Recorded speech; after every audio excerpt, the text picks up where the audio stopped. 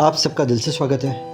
एक लेडी जो हंसती थी, उसके फेस पर स्माइल होती थी, बट दिल अंदर से टूटा हुआ था। एक लेडी जिसे लाइफ ग्राउंड पर लेकर आई, बट वो स्ट्रांग खड़ी हो गई और उसने कहा मैं लड़ूंगी। एक लेडी जो अकेले में बहुत रोती थी, सैड रहती थी, बट जब वो दुनिया के सामने आती थी तो अपने पेन को लोगों के सामने आने नहीं देती थी। कभी अगर लाइफ अनफेयर लगे, अकेलापन लगे, आप जिंदगी में अगर सब चीज़ें हार चुके हो, प्यार में आपने धोखा खाया है, तो ये कहानी ज़रूर देखना कैसे एक इंसान के साथ लाइफ में क्या क्या चीज़ हुई और वो इंसान डगमगाया नहीं, कैसे वो अपनी मंजिल पर पहुंचा। उस इंसान का नाम है कोनिका। आपको उनकी स्टोरी डेफिनेटली टुकड़े में पता है, जितना आपने उन्हें बिग बॉस में देखा, जितना उन्होंने बताया। आज जो मैं उनकी स्टोरी बताऊंगा, शुरू से लेके बिग बॉस तक की, आप जब उनकी स्टोरी देखोगे बहुत सारी चीजें लाइफ में आपको समझ में आ जाएगी। मैं चालू करता हूँ कहानी। इतनी भी कहानी मिस मत करना।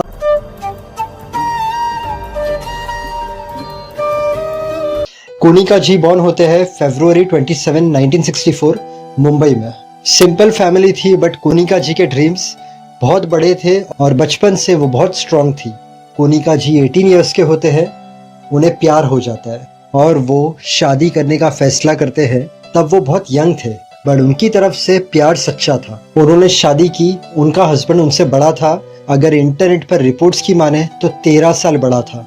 शुरुआती दौर अच्छा था, उन्हें एक लड़का भी पैदा हुआ, बट शादी के थोड़े समय बाद ही, इंटरनेट की रिपोर्ट्स की माने तो अप्रोक्सीमेटली 1 से 2 साल के बाद ही दोनों का डिवोर्स हो गया। छोटी सी उम्र में अब कोनिका जी को एक बच्चा था, प्लस डिवोर्स हो गया था। बट कोनिका जी को चाहिए था कि उनका बच्चा उनके पास रहे, हस्बैंड को चाहिए था कि बच्चा उनके पास रहे। मामला गया कोर्ट में। अब कोर्ट में 1 महीना हुआ, 2 महीना हुआ, 1 साल हुआ। कोनिका जी का दूसरा घर हो गया था कोर्ट। बच्चे की कस्टडी के लिए छोटी सी उम्र में वो कोर्ट जाती थी। पैसे खत्म हो रहे थे, उनका दिल दुखता था। सच्चा प्यार हुआ, शादी की, तलाक हुआ और बच्चा, और उम्र भी छोटी। 1 साल, 2 साल, 3 साल, 4 साल, 9 साल हो गए। 9 साल। 9 साल के बाद फाइनली कोनिका ने गिव अप किया ये पूरा कस्टडी का बैटल अपने लड़के के लिए, क्योंकि उनके लड़के की स्टडीज़ भी इफेक्ट हो रही थी और उन्होंने हर तरीके से सोचा। कोनिका जी सैड हो गई, उदास हो गई, कोर्ट से खाली हाथ। इतने सालों का स्ट्रगल, पैसे गए, बट उन्होंने दिल ही दिल में सोचा जो चीज़ हुई है वो हुई है। बच्चे से मुझे बहुत प्यार है, बट साथ में ज़िंदगी तो जीनी पड़ती है। तब उनकी सिचुएशन ऐसी हो गई थी, पैसे की कमी है, कोई सपोर्ट सिस्टम नहीं है, स्ट्रगल चालू हो गया है।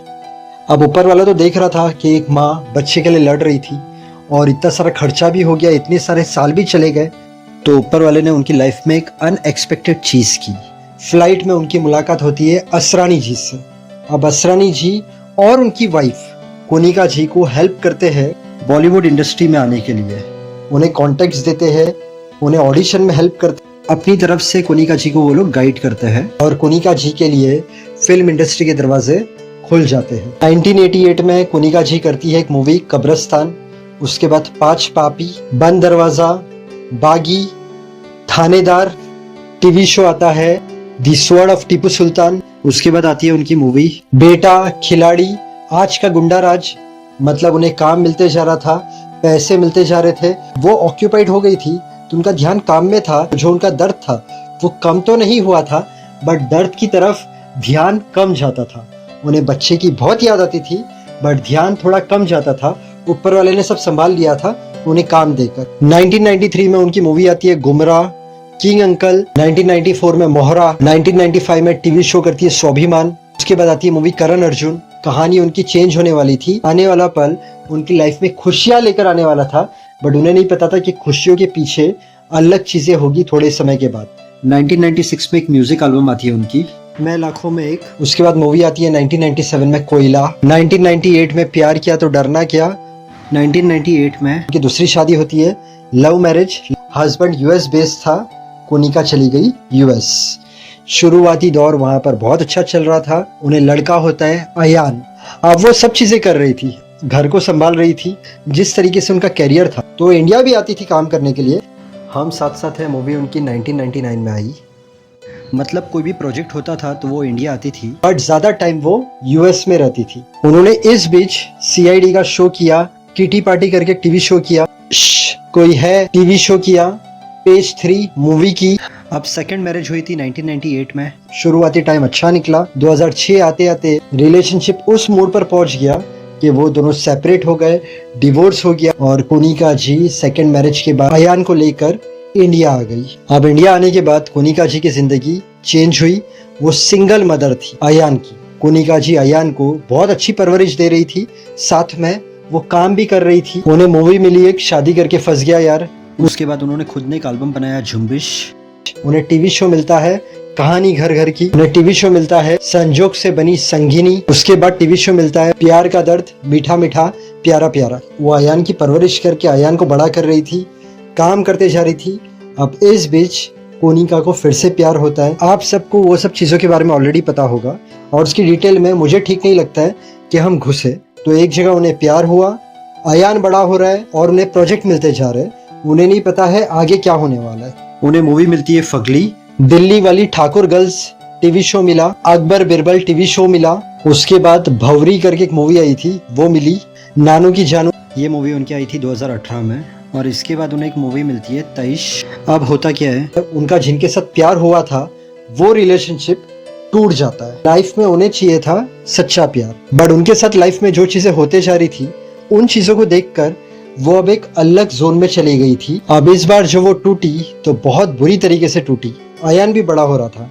अयान के सामने वो सब चीजें उस वक्त जाहिर नहीं कर पाती थी। अब वो अकेले में रोती थी, उन्हें बहुत तकलीफ होती थी, वो बहुत सैड रहने लग गए थे। उन्हें समझ में नहीं आ रहा था कि ये लाइफ मेरे साथ क्या कर रही है। वो एक दिन खड़ी होती है मिरर के सामने और अपने आप से कहती है, no Konika, you have to fight back. Konika ji ने अपने आप को रीबिल्ड करना चालू किया। उन्होंने पढ़ाई की, वो लॉयर बने, सोशल वर्क में आई, सोशल वर्क किया उन्होंने।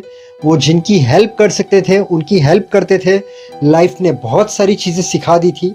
अभी सिर्फ एक चीज़ मिसिंग थी कि उन्हें फिर से अपने आप को लोगों के सामने रखना था, दिस इज़ मी और मेरे साथ ये सब चीज़ें हुआ है। और मुझे आप लोगों को एक एग्जाम्पल देना है कि आपकी लाइफ में जो भी हो, लाइफ आपको कितना भी नीचे डाल दे, आपको फाइट करके ऊपर आना होता है, जिंदगी जीनी पड़ती है। उनकी ये सोच थी।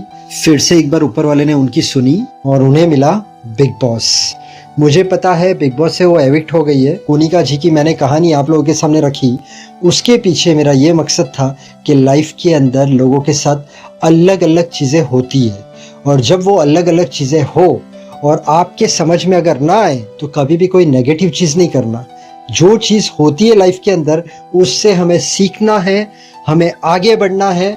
कभी कोई गलत डिसीजन नहीं लेना है, कभी कोई चीज़ के बाद में ओवर थिंक नहीं करना है। लाइफ में अगर कोई भी चीज़ करो तो सोचो कि आपने किन किन की कहानी सुनी है, क्या क्या आपने देखा है लाइफ के अंदर। सब चीज़ें सोचने के बाद एक नतीजे पर पहुंचो कि आप जो चीज़ करने वाले हो उसका रिजल्ट सही आएगा या गलत आएगा। और बहुत सोचने के बाद जो आपको ठीक लगे, आपका दिल जो कहे, फिर आगे स्टेप रखो और वो चीज़ करो।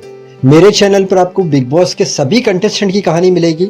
सिर्फ कोनिका जी की कहानी बची थी, आज उनकी कहानी भी कंप्लीट हो गई है।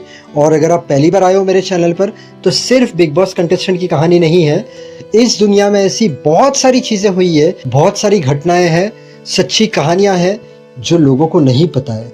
तो आपको मेरे चैनल पर ऐसी सच्ची कहानियां देखने मिलेगी, suspense, mystery, horror, time traveller, सभी सच्ची कहानियां। उसके अलावा एक्टर्स की लाइफ स्टोरी, सिंगर्स की लाइफ स्टोरी।